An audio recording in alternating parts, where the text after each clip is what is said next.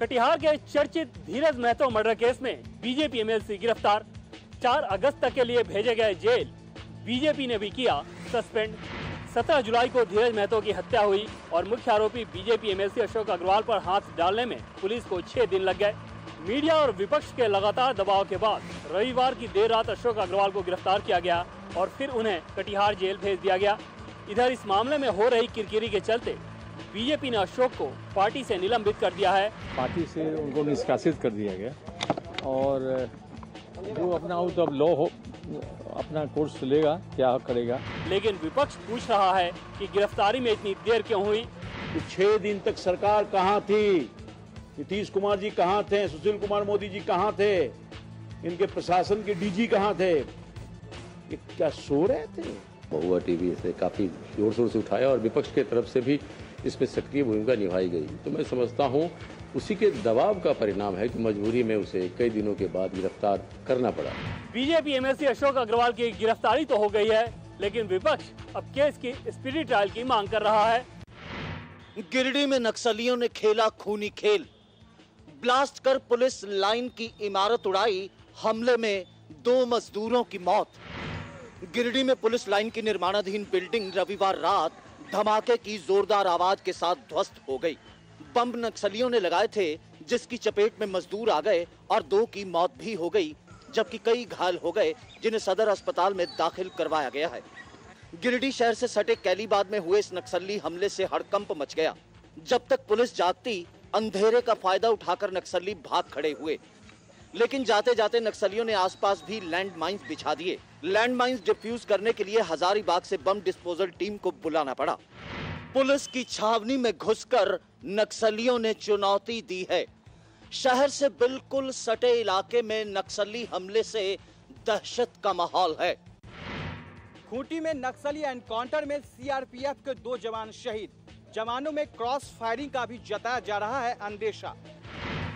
रांची के अपोलो अस्पताल में भारी गहमागहमी थी। खूंटी से सीआरपीएफ के इन जवानों को यहां लाया गया था। दरअसल खूंटी के रनिया में नक्सलियों और सीआरपीएफ की 2 कंपनियों के बीच मुठभेड़ होने की बात सामने आई है। मुठभेड़ में 2 जवान शहीद हो गए, जबकि 5 घायल हो गए, जिन्हें इलाज के लिए रांची लाया गया है। इस बीच खबर ये भी आ रही है कि सीआरपीएफ के जवानों के बीच गलतफहमी की वजह से ही क्रॉस फायरिंग हो गई। हालांकि आईजी इस बात को नकार रहे हैं। क्रॉस फायरिंग हो गई, गलती हुई, कुछ समझने में ऐसी कोई बात नहीं। ये इनकाउंटर हुआ है, ऐसा हमें सूचना है। 2 लड़के हमारे अभी तक शहीद हुए हैं, जख्मी हैं 5 हैं। इस मामले पर कोई भी खुलकर नहीं बोल रहा। ये एनकाउंटर है या फिर क्रॉस फायरिंग, इसका खुलासा तो जांच के बाद ही हो पाएगा।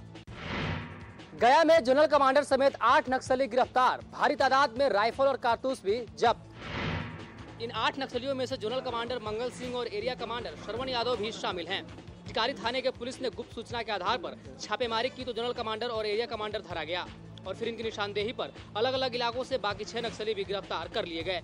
इनके पास से कई बंदूकें भी बरामद की गई हैं, जिनमें अमेरिका मेड ऑटोमेटिक राइफल भी है। साथ ही सैकड़ों राउंड कारतूस भी पुलिस ने बरामद किए हैं। पुलिसिया कार्रवाई में नक्सली गिरफ्तार तो होते हैं, लेकिन इन पर पूरी तरह से नकेल कस पाना मुमकिन नहीं हो रहा। नालंदा यूनिवर्सिटी के चांसलर के बयान पर सियासी बवाल। यूनिवर्सिटी में देरी पर प्रोफेसर अमर्त्य सेन ने केंद्र को कोसा था। I was not happy with it earlier. The pace had been very slow. Nalanda university के चांसलर प्रोफेसर अमर्त्य सेन कह रहे हैं कि यूनिवर्सिटी के निर्माण में हो रही लेट लतीफी के लिए बिहार सरकार नहीं बल्कि केंद्र सरकार जिम्मेदार है। पटना में यूनिवर्सिटी की गवर्निंग बॉडी की बैठक के बाद सेन के इस बयान से जहां जेडीयू गदगद है, वहीं विपक्ष पलटवार में जुटा है। बिहार सरकार का ढीला ढाला रवैया और बिहार सरकार का अपना वेस्टेड इंटरेस्ट एकमात्र कारण है जिसमें नालंदा ओपन यूनिवर्सिटी के लिए डिले हुआ है। केंद्र ने इसे बहुत पहले सैंक्शन किया था। माल महाराज के मिर्जा खेले होली, ऐसा कहीं होता है? केंद्र सरकार का योजना, केंद्र सरकार का पैसा, और ये चेहरा कैसे चमका लेंगे अपना? दरअसल ये नालंदा यूनिवर्सिटी के लिए क्रेडिट लेने की लड़ाई है। नेता भले ही लड़ते रहें, लेकिन जरूरी यह है कि जल्द से जल्द यूनिवर्सिटी का काम शुरू हो जाए। रांची में जमीन अधिग्रहण की जंग पर अब सत्ताधारी पार्टियों में संग्राम। जेएमएम अलग रास्ते तो बीजेपी और आजसू के भी अलग अलग राग। रांची से सटे नगरी में जमीन अधिग्रहण को लेकर मचे बवाल के बाद पुलिस की मुस्तैदी बढ़ा दी गई है। ग्रामीणों से वार्ता के लिए बनी कमेटी के मुखिया जेएमएम नेता और भू राजस्व मंत्री मथुरा महतो बनाए गए हैं, जो मामले को सुलझाने के लिए परेशान हैं। लेकिन सरकार में शामिल बीजेपी आजसू अलग रास्ते चल पड़ी है। समिति है, समिति बैठ के तय करेगी। एक आदमी का तो ये काम नहीं है, एक आदमी हेड हम कर रहे हैं तो सबकी राय से ना करेंगे। समिति यदि सबकी मिलाकर 5 सदस्य गठबंधन के अंदर एक दायरे के अंदर ही सारी बातें होनी चाहिए और कुछ इस तरह के संवाद बीच के दिनों में कुछ विषय को लेकर आए हैं। तीनों ही दल जो मूल रूप से हैं वो इन चीज़ों को ध्यान दे रहे हैं। और जब प्री पोल अलायंस नहीं है तो फिर जमीन पर राजनीतिक दृष्टिकोण से उनके अपने काम होते हैं, हमारे अपने काम होते हैं। संगठन विस्तार उनका भी लक्ष्य है, हमारा भी लक्ष्य है, तो इसमें कोई टकराहट नहीं है, कोई कड़वाहट नहीं है। हर पार्टी अपने अपने नजरिए से नगरी केस को देख रही है। जमीन की जंग में सियासी जमीन तलाशने की भी कोशिश चल रही है।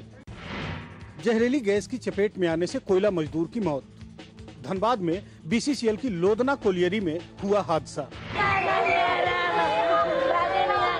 घर वालों पर तो गम का पहाड़ ही टूट पड़ा है।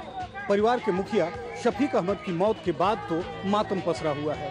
शफीक बीसीसीएल की लोधना कोलियरी में मजदूर था और नाइट शिफ्ट में वो खदान के अंदर काम कर रहा था।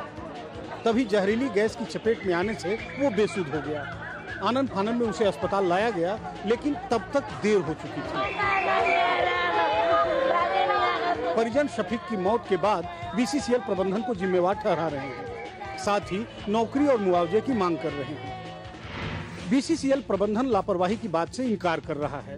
अफसरों का कहना है कि बीमारी की वजह से शफीक की मौत हुई है। दुमका में कोई छात्रा का शव मिलने से सनसनी। सड़क के किनारे संदिग्ध हालत में मिली लाश। बसंती किस्कू दुमका के एसपी महिला कॉलेज की छात्रा थी और कॉलेज के हॉस्टल में ही रहकर पढ़ाई करती थी। बीए सेकेंड ईयर की छात्रा बसंती हॉस्टल से घर के लिए निकली थी, लेकिन बीच रास्ते में लागला गांव के पास उसकी लाश सड़क के किनारे पड़ी मिली। खबर मिलते ही कॉलेज की छात्राएं और बसंती की परिजन मौके पर पहुंच गए। बसंती की शादी कुछ ही समय बाद होने वाली थी और जहां उसका शव मिला है उसी गांव में उसका विवाह तय हुआ था। बसंती के परिजन लड़के वाले को इस मौत के लिए जिम्मेवार ठहरा रहे हैं। बसंती की मौत हत्या है या हादसा या फिर कुछ और, दुमका पुलिस हर एंगल से मामले की जांच कर रही है। पटना में महिला प्रिंसिपल की हत्या के मामले ने पकड़ा तूल। निजी स्कूल चलाने वालों ने खोला मोर्चा।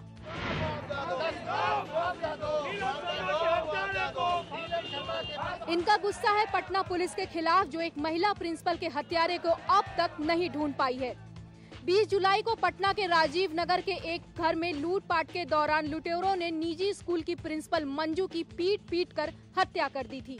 वारदात के कई दिन बीत जाने के बावजूद हत्यारे अब तक पुलिस की पकड़ में नहीं आए हैं। पुलिस के लचर रवैये से नाराज निजी स्कूल चलाने वाले और अभिभावकों ने राजभवन तक मार्च निकाला। प्रदर्शनकारी निजी स्कूलों की सुरक्षा बढ़ाने के साथ ही पीड़ित परिवार के लिए मुआवजे की मांग कर रहे थे। खगड़िया में 2 अपराधी गुटों में जमकर हुई गोलीबारी, 2 की मौत, 1 घायल। बंदूक के बल पर दूसरों को खौफजदा करने वाले ये दोनों अपराधी आखिरकार बंदूक से ही गए। रविवार को खगड़िया के धमहारा दियारा में सुधीर कापर और धर्मेंद्र यादव के गैंग के बीच जमकर गोलीबारी हुई, जिसमें सुधीर कापर और उसके एक साथी नीरज यादव की मौत हो गई, जबकि सुधीर का भतीजा बुरी तरह से जख्मी हो गया, जिसे पीएमसीएच रेफर कर दिया गया है। सुधीर के खिलाफ कई संगीन मामले दर्ज थे। दियारा इलाके में एक बार फिर से गैंगवार बढ़ने की आशंका बढ़ गई है। फिलहाल पुलिस सतर्क हो गई है।